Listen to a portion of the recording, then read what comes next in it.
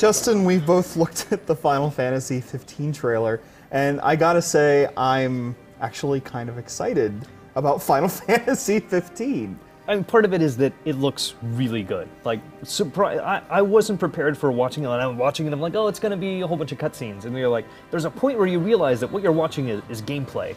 And that just kind of took me aback a little bit. And then I had to rewatch it and go, so like, what parts of this can I tell are almost definitely gameplay and which parts aren't? And I really can't tell the difference. Yeah, it sounds like at this stage they've reached the point where probably everything's in the same engine, and we don't have to really worry about what's taking place in one place or another, because it's just all going to be essentially the same storytelling, gameplay together in one sort of presentation, which is not necessarily new. That's one of the things I love about, say, Metal Gear Solid 4, yeah. But you know, seeing it here seems very impressive. Yeah, having a game that's obviously built for the ground up, well, maybe not for the ground up, for PlayStation 4 and Xbox One, because didn't this start like 20 years ago? About 20 years. Well, this was originally for the PS1. I don't think we're going back that far, but it was one of the original Final Fantasy 13 games that were announced, along with Agito and the original Final Fantasy 13. This was Final Fantasy Versus 13.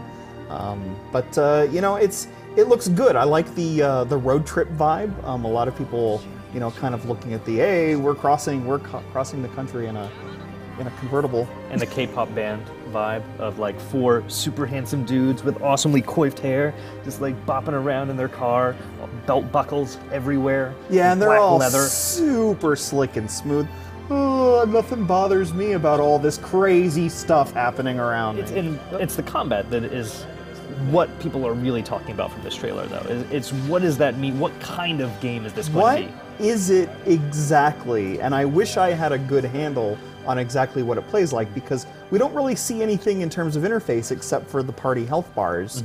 And so it's not really clear. You surmised earlier that there might be a Final Fantasy 12 sort of system where you can program the AI to do things while you control one character. And one thing that's probably going to piss some people off is this obviously is not turn-based. I mean, even though we're going to the core Final Fantasy 15 numbering, this is obviously action-adventure combat. This is going to be, it looks very similar to Kingdom Hearts. I mean, you see the numbers when you hit the guys, so you're doing damage that's RPG-based, but it seems to be happening in real time. I'm going to guess that you don't just like say, hey, fight, and then watch your character do it. My favorite moment in the entire trailer is them driving by and this giant beast or whatever behind them, and they say, that's its face! Which is both funny to me because it doesn't strike me as though, I don't know. We'll have to wait and see what the writing is like in Final Fantasy 15. But it really is a great moment where you get an idea of just how massive some of these beasts are, and then at one point they actually look like they're taking a break. They're pulling over, you know, at waterside, and you see what looks like giant brontosauruses in the background. And I'm kind of curious about this world, which it's like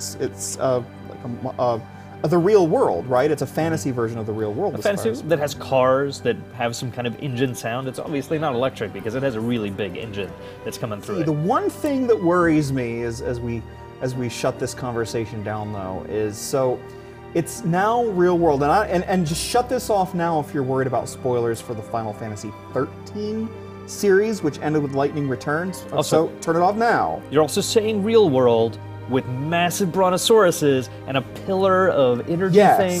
So, but it's not, you know, for example, like another place, another planet, another, like a completely made up. It does seem to be like a fantasy version of our own world.